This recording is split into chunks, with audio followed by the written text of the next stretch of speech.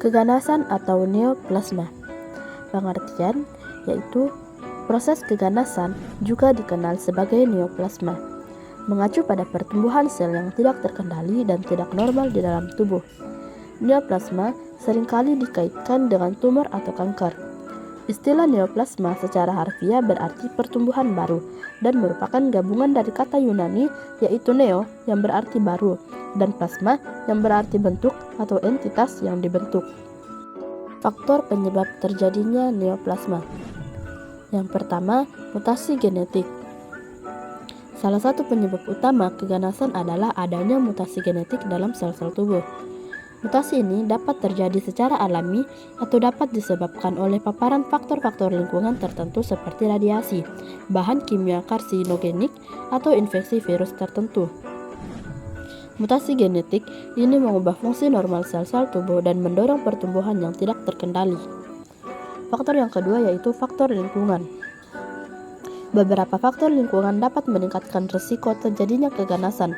Misalnya paparan jangka panjang terhadap bahan kimia berbahaya seperti asap rokok, polutan udara, pestisida, atau logam berat dapat menyebabkan kerusakan DNA dalam sel-sel tubuh dan memicu perkembangan keganasan. Paparan radiasi, baik dari sinar matahari atau sumber radiasi lainnya, juga dapat menyebabkan mutasi genetik dan kerusakan sel. Faktor yang ketiga yaitu riwayat keluarga. Beberapa jenis keganasan memiliki kecenderungan untuk berjalan dalam keluarga. Jika ada riwayat keluarga dengan kasus kanker tertentu, maka seseorang memiliki risiko yang lebih tinggi untuk mengembangkan kanker tersebut. Faktor genetik dalam hal ini dapat memainkan peran penting, meskipun interaksi dengan faktor lingkungan juga dapat berperan. Faktor yang keempat yaitu imunosupresi. Sistem kekebalan tubuh berperan dalam mengidentifikasi dan melawan sel-sel abnormal yang mungkin menjadi ganas.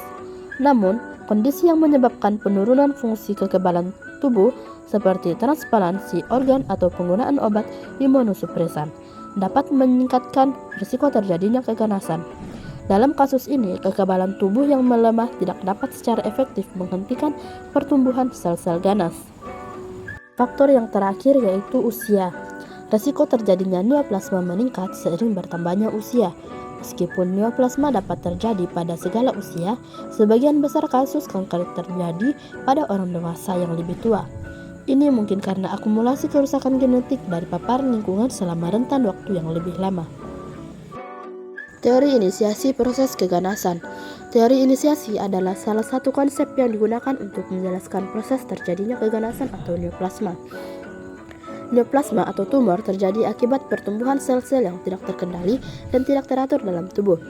Inisiasi merupakan tahap pertama dalam proses perkembangan tumor ganas. Pada dasarnya, inisiasi melibatkan perubahan gen atau mutasi pada sel-sel tubuh yang mendasari pertumbuhan sel yang tidak terkendali. Mutasi genetik ini bisa terjadi karena faktor lingkungan eksternal seperti paparan zat karsinogenik atau agen penyebab kanker atau radiasi, maupun faktor internal seperti keturunan atau predisposisi genetik. Selama inisiasi, sel-sel normal mengalami mutasi yang merusak DNA dan mengubah sifat dan karakteristik normal mereka. Mutasi ini bisa mengaktifkan onkogen atau gen yang mendorong pertumbuhan sel yang tidak terkendali, atau menonaktifkan gen supresor tumor, yaitu gen yang menghambat pertumbuhan sel yang tidak terkendali. Promotor dalam proses keganasan. Promotor dalam konteks proses keganasan atau neoplasma mengacu pada faktor-faktor yang dapat merangsang pertumbuhan dan proliferasi sel-sel ganas dalam tubuh. Promotor bukanlah penyebab langsung dari pembentukan kanker, tetapi mereka berperan dalam mempercepat perkembangan tumor yang ada atau mendorong transformasi sel-sel normal menjadi sel-sel ganas.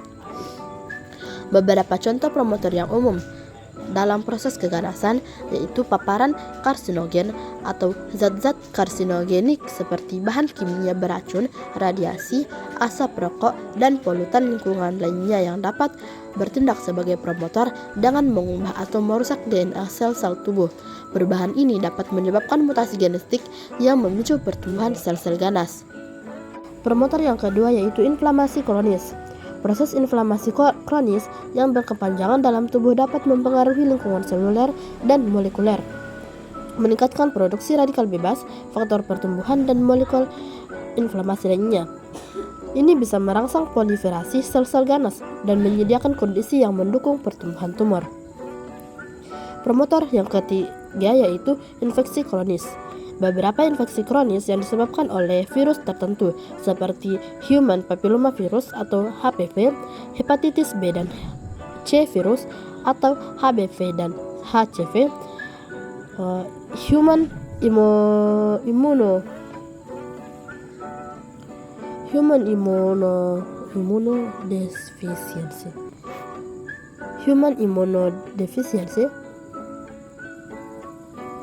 immunodeficiency virus atau HIV, dan Helicobacter pylori. Dikaitkan dengan peningkatan risiko kanker, virus-virus ini dapat menyebabkan peradangan kronis dan kerusakan genetik yang berkontribusi pada proses keganasan. Promotor yang keempat yaitu faktor hormonal. Hormon tentu dapat berperan sebagai promotor dalam perkembangan.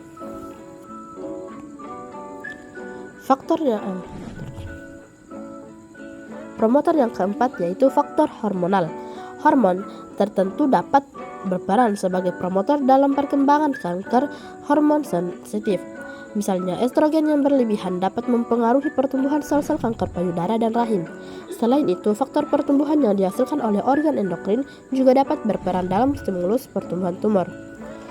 Promotor yang terakhir yaitu faktor lingkungan. Lingkungan sosial dan perilaku tertentu juga dapat berkontribusi pada promosi kanker. Misalnya kebiasaan merokok, konsumsi alkohol berlebihan, pola makan yang buruk, paparan sinar matahari berlebihan, dan kekurangan aktivitas fisik dapat meningkatkan risiko kanker.